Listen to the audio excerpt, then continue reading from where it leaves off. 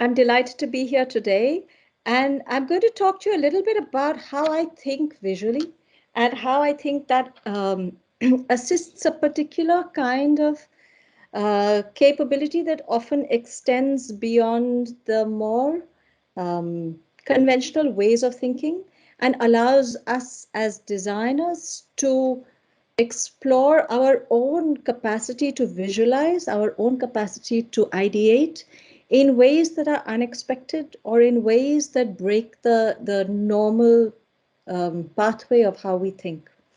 I'm going to just use my slides as a way to mediate my talk. So I'm going to start sharing. Here we go. Okay. Just want to ask you, Chetan, can you see my first slide that says thinking visually, and it's a white screen with some eye charts on it? Yes, Sophie, it's full screen, yes. Brilliant. Okay, so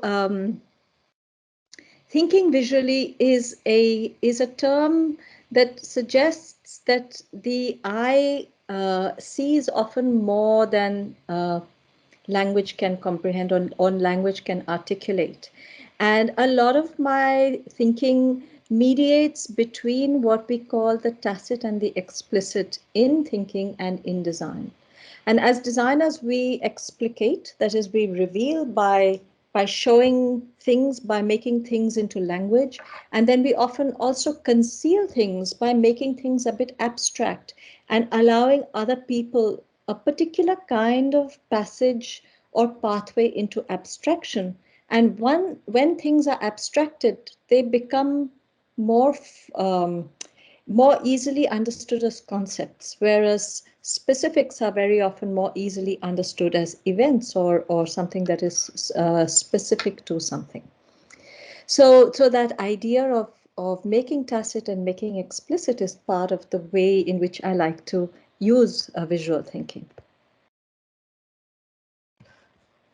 So I wanted to start off by introducing some of the cultural practices that have informed me. I come from India, where Chetan also comes from, and studied design there, and have been over time very deeply influenced by many of the traditional ways in which that particular visual thinking happens, or the ways in which narratives are performed, or the ways in which meaning is made from contemporary events.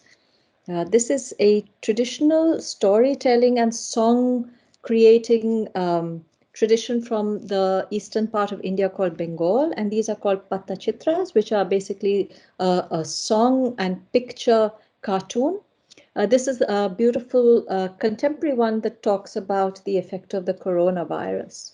What I find interesting here is the things that are implicit or embedded in the narrative are things that are usually omitted from language. So, for example, costume, jewelry, the particular kind of morphologies of leaves that I use, the kind of motifs of flowers, the ways in which bodies are constructed, the ways in which metaphors are embedded. Those things are things that we often do not talk about in when we explicate systems in language, or when we talk about things and people in language, we forget a lot of things. We forget the ways in which our being is often a multiplicity of complex events and not simply ones where we function as medical entities. And this has always this is something that I keep coming back to, and I will come back to as I continue this presentation. But this way of illustrating as an act of revealing is something that's very powerful for me. So, okay, here we go. Sorry, it doesn't change slides easily. It's reluctant slide changer. Uh, this is a scroll from my research when I was doing, which was really looking at practice. So in the act of illustrating projects, I found that a lot of things started getting revealed, like the fact that I worked in the night, like the kind of music that I listened to, and its implications on how I thought, the kind of visual styles that I was privileging, and what that said about my implicit biases in how I design. And I started also then using a okay, I keep trying. Oh, yeah, you just have to click on it. A method which is it is a social studies method called actor network theory. And it's to make an actor network basically says what are all the elements within a system that implicate the functioning of that system. So usually, for example, if you looked at a railway system, you might say the elements are the hardware, which is what the trains are running on, and the tracks and things, and then the electrical supply, and then the ticketing. And but there are a whole lot of other things also that start implicating the system when you start mapping the system and looking for all the things that are hidden. What happens to that system at night? What happens to that system when it has only got children on it? And there are various ways in which you can start coloring the effect of what happens to that system under different sets of conditions, and how those conditions might be mapped forms a way of revealing the extent of your system. So within a systems design context, a system would be anything that has a boundary, basically. And how you draw that boundary is critical in the ways in which you think about that system, even if it is a health system. So this helps you actually understand, as a designer, where are you drawing the boundary for yourself? And this is important when you're, I think, designing for research, and then when you're designing from a client's perspective, because once you learn to design it as research, you are able to broaden and change the ways in which very often clients then come to you with a predetermined systems problem. And you're able to reveal, as designers encounter over and over again, when clients say, oh my God, I actually never thought about it in that way. So here is one particular way that happens.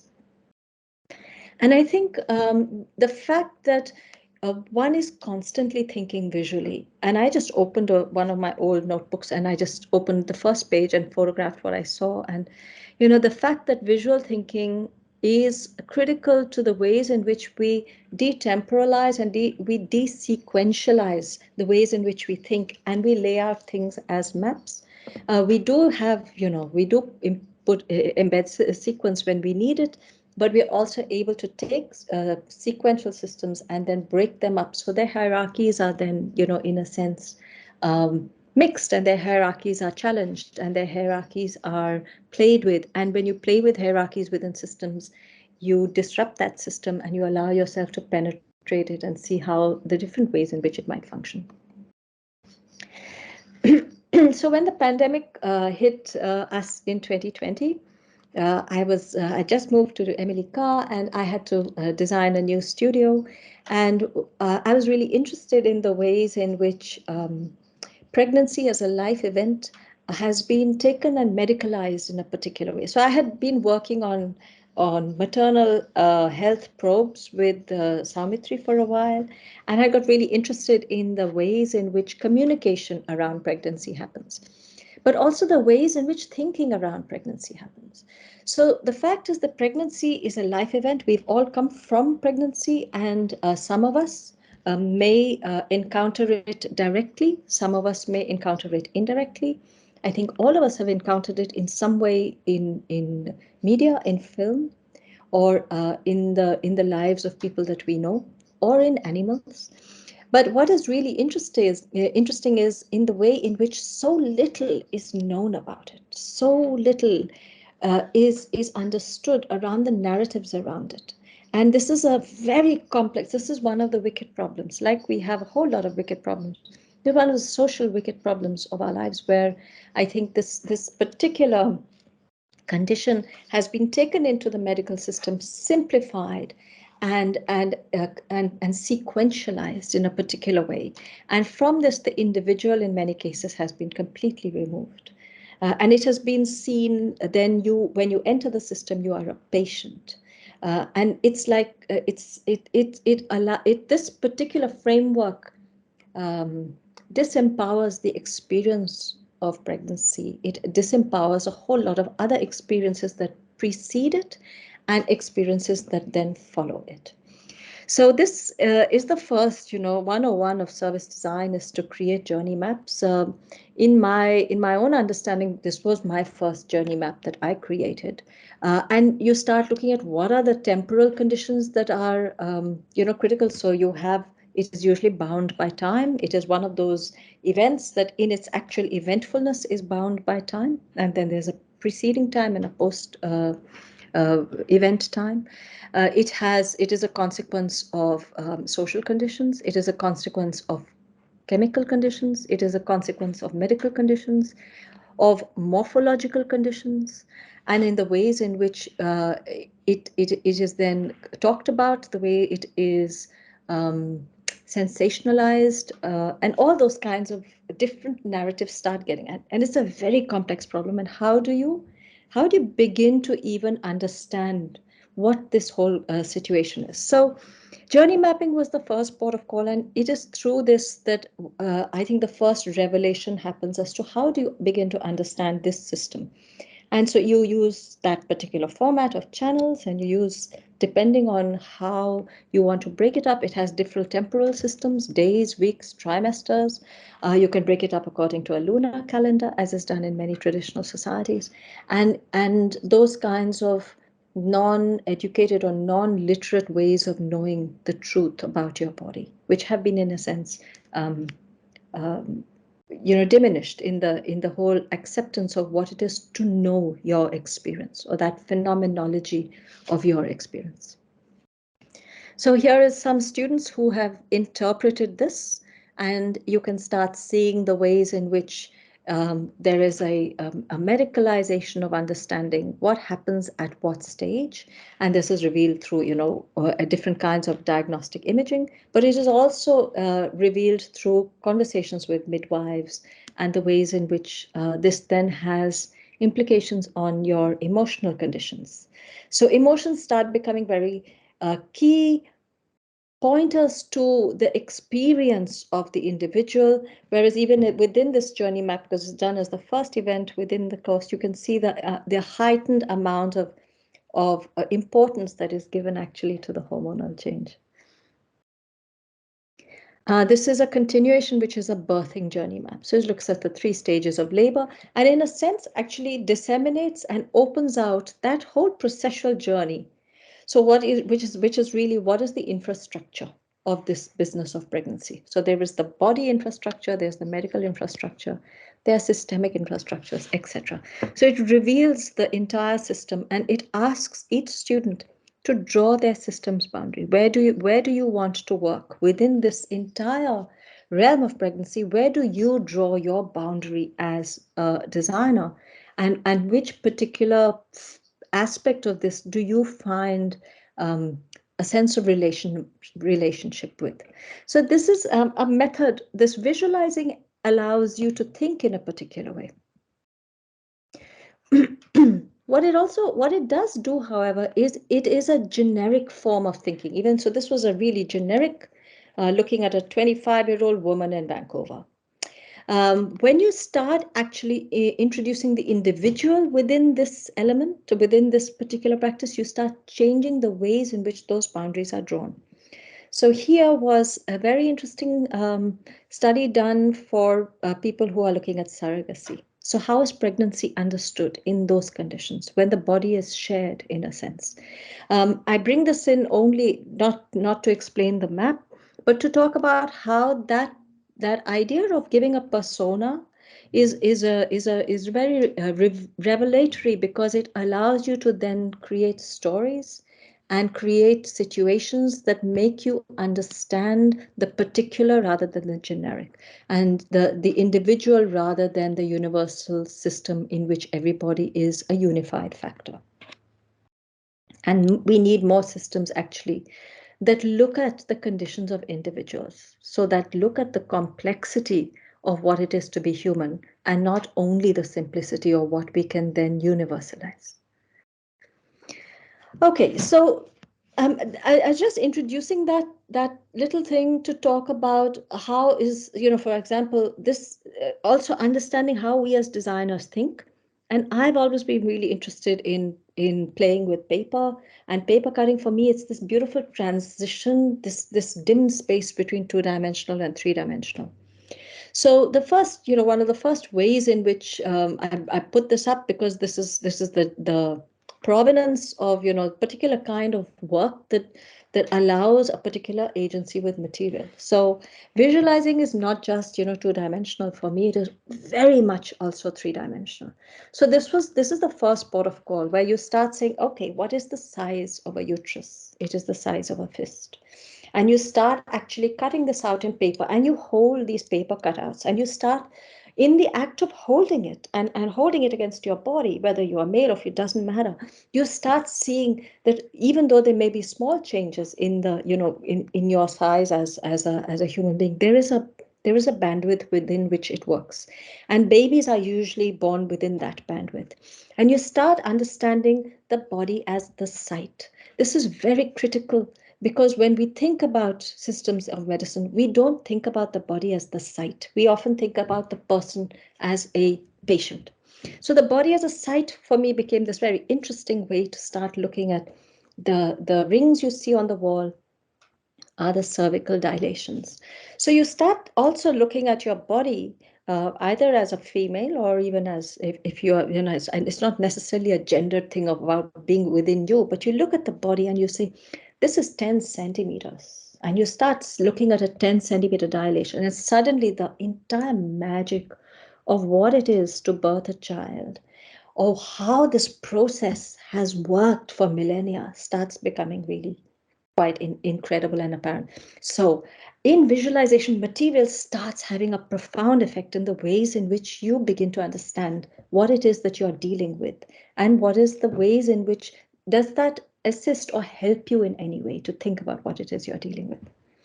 So one of the first exercises is an exercise in anatomy where students are asked to take the body as the site in the same way I would do, where I would say, this is your room, make a model. If you've got to, put up an exhibition, make a model.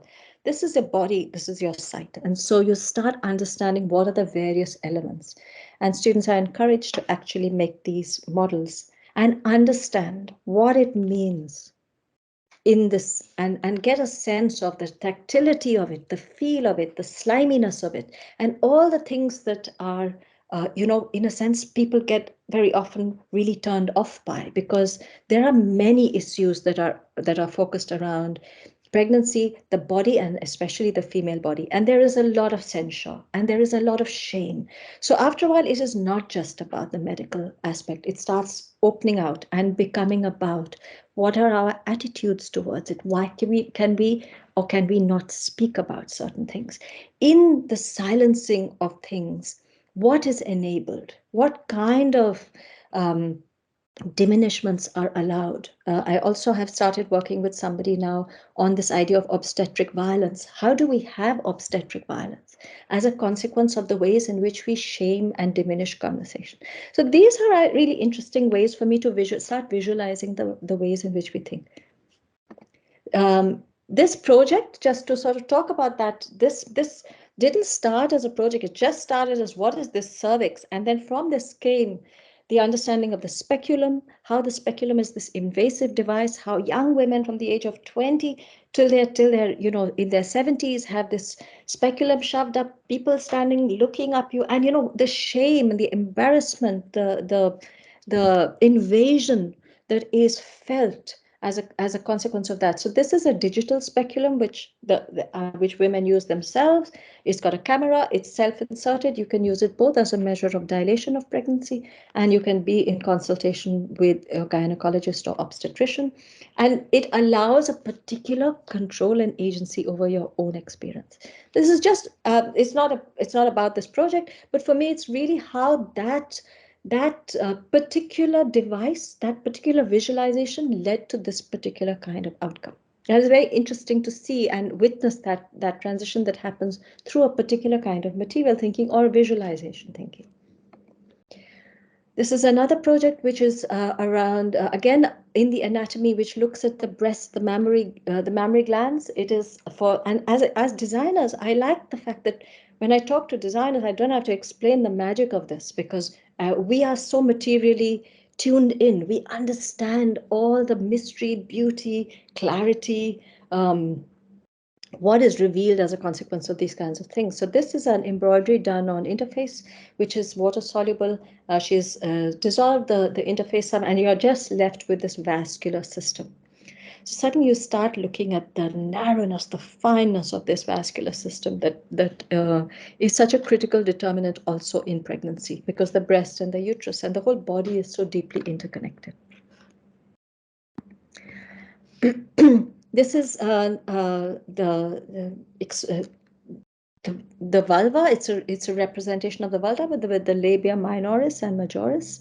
And Yutan made this as a way to really also start having conversations. And you can hold it in your hand, and he would get people to hold it and talk about it and actually face all the revulsion and the embarrassment and the shame around holding something like this, and really interrogate why it was so problematic. So this device, even though it started off as an anatomical exploration to understand what am I dealing with here, what is the shape and form of this thing, starts also becoming like a social probe. And those were not intentions, but again, this is just a representative device. It is just a visualization device, but it then starts unearthing and opening out the ways in which social ideas and attitudes are framed by our narratives around the body. I'm sort of going rushing through this a little bit. This was also a really beautiful project which talked about gender fluidity and gender, where you have all these sexual characteristics, which is the pregnancy body, the breasts, the penis, the vulva, and facial hair, which can all be velcroed on and off. And it's given to children to actually talk about different kinds of bodies. And I think it's a really beautiful time in the world, especially in some parts of the world, where there's a little bit more enabling around the acceptance about body diversity, around gender diversity, around sexual diversity, and around transitioning bodies as well. So how does one, you can't just suddenly start talking about this when you're 24 or when you're 18. These kinds of conversations start when you're 3, 2, really, really young. And so uh, those kinds of visualizations sort of opened out this idea of conversation being so critical to the understanding of health design, or also the understanding of health intervention. This is another form of visualization. This is a part of a maternal health project I did with Samitri. Um, this is it's a probe to be used in rural communities in India. And here it's very interesting because unlike in the previous slide, which is so explicit, everything here has to be implicit. So this is also about a cultural sensitivity. What is it that you can or cannot say? But how do you enable conversation nevertheless? So, visually, what can you depict? So here, the cycles of the moon are used to count your 280 days of pregnancy, or they're used to count an annual periodic cycle or menstrual cycle. And this becomes, in the embroidery of the buttons or in the marking of this, is a cyclical understanding that is being built, is a narrative that is being formed, but is also an acknowledgement that you cannot go very often into um, traditional societies and expect change overnight, or expect that you can ask for change because you feel that there is value in openness, or there is value in being explicit. So to be able to respect those particular ways of conversation, those ways of speaking become critical. And from this came these series of cloths which tell the narratives, but a lot of the stories, and cloth is an intimate feminine material in many ways, and a lot of these stories have the sort of they have an explicit content, even though the illustration is not explicit, and the allowance, the ways in which they can be folded and put away and secreted away in a cupboard, or used subsequently to swaddle a baby, are acknowledge and respect the fact that there is a lack of comfort, or there is a modesty around the ways in which those conversations are had. So just to bring the different ways in which we talk about this depending on where we are, and the ways in which we talk about health systems. So this screen of 16 panels really is a song that tells you where to go and how to go. What are the systems that are available? What are the government systems? What are the NGO systems? What are the things that you have to look out for when you're pregnant? And then as a way of responding to that oral culture.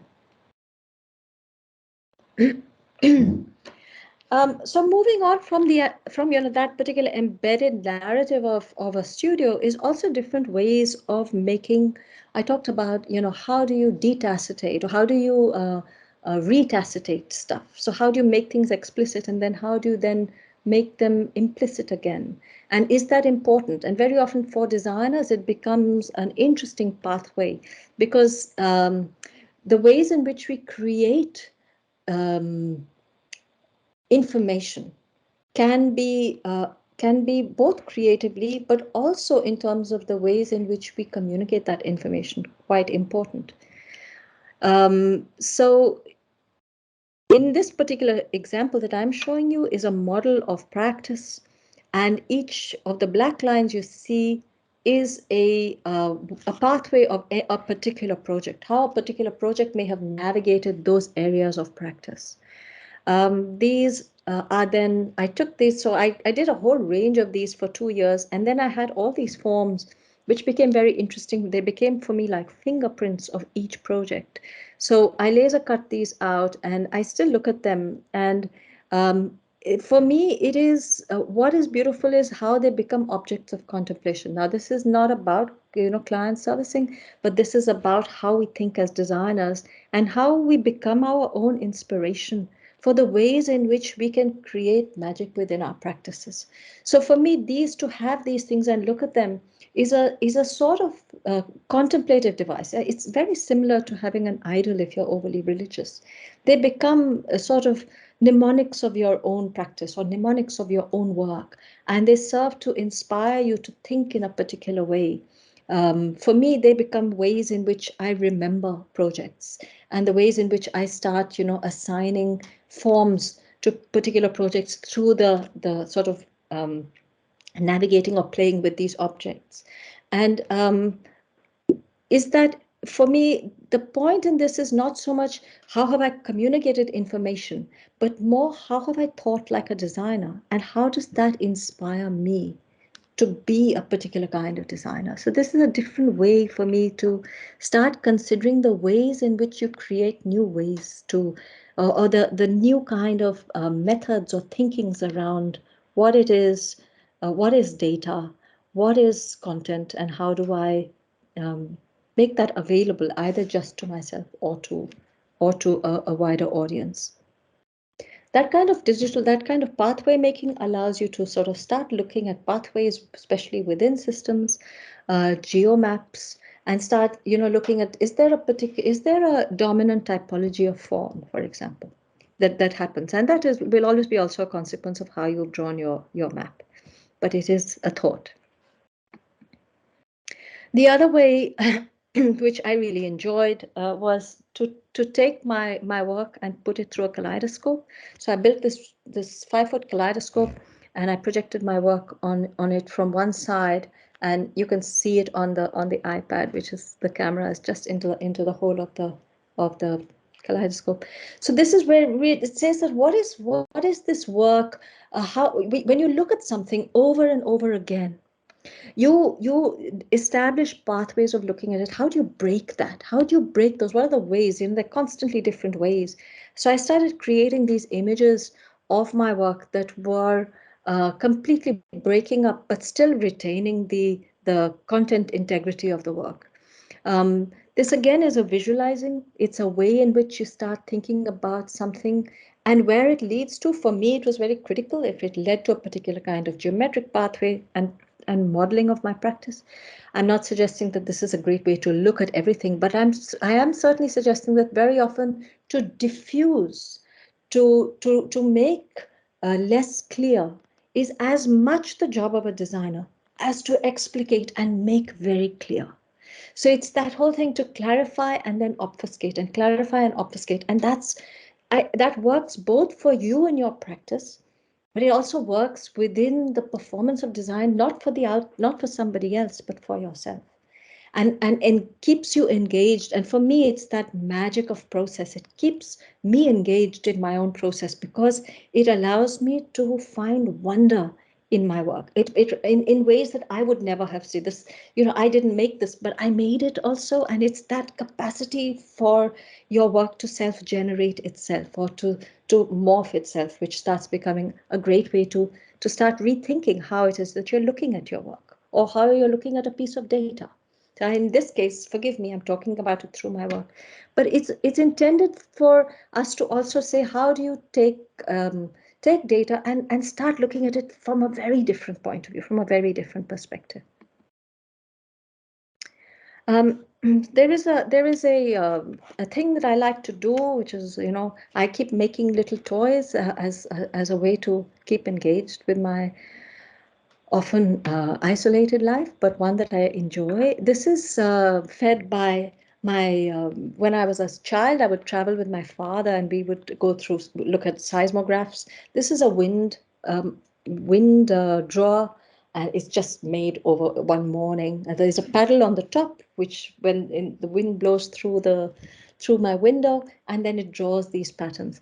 Why is that? Why is that in any way important? I think the ways in which we create data, the ways in which we make data, very often can be, again, pie charts and numerically explicit, or numerically fathomable, or numerically accessible. But sometimes, again, when we make it in a way impenetrable, but it offers visually something else. It offers you visually something. If I had put this on a motor, like is done on a seismograph, I could actually have a temporal pattern. This was just a morning's plaything.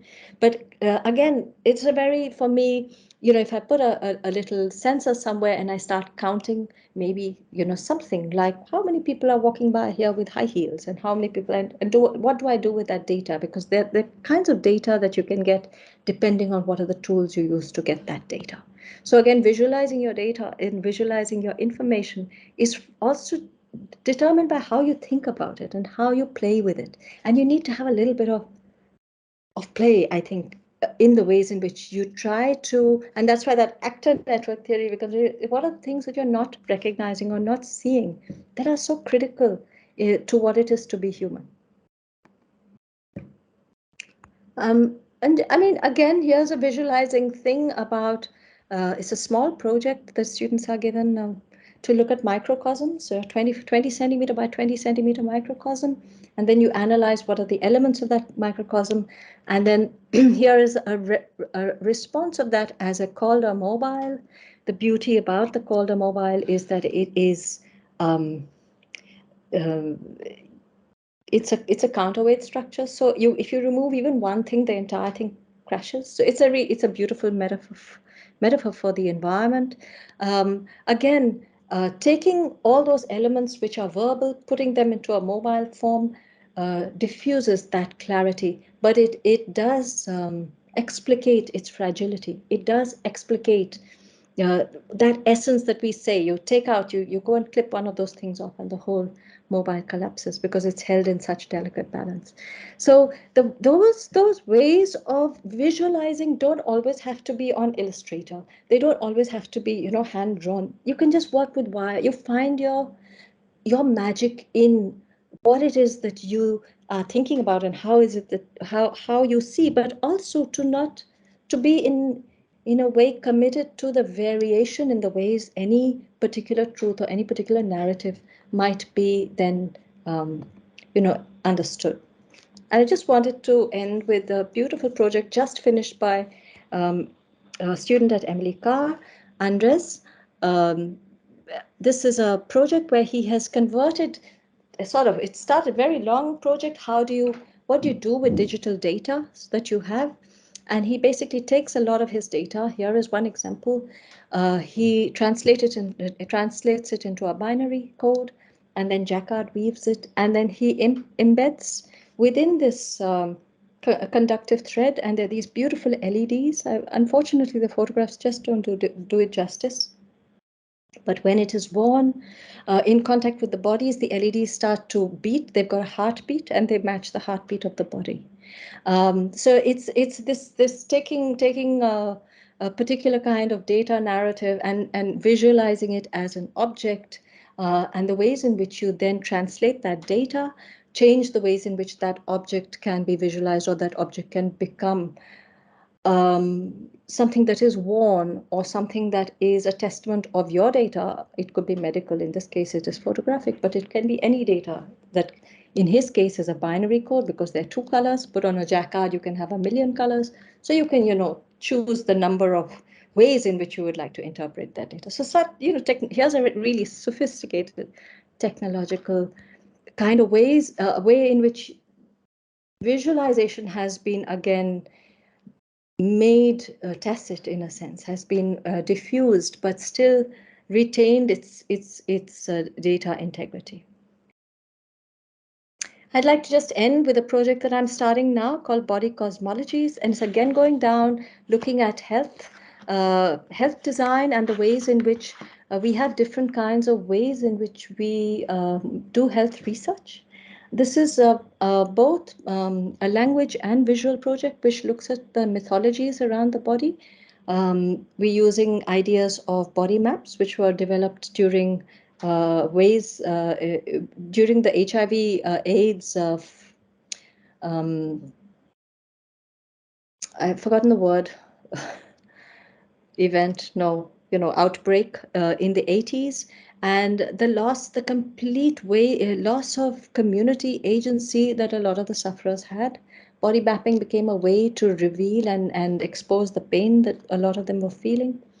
But the idea of a cosmology is something that integrates your body with the larger universe, or the larger its interconnectedness with other people, with other life forms.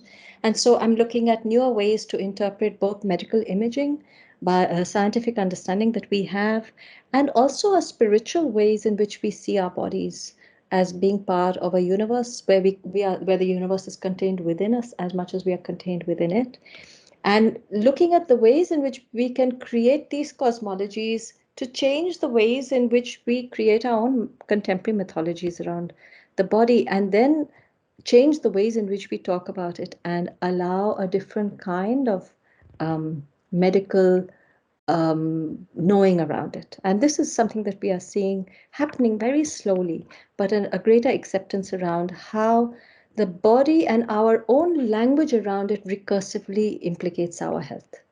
So anyway, I realize I've gone on a bit, but thank you all for listening. And I'm going to stop sharing now, and we maybe have some questions.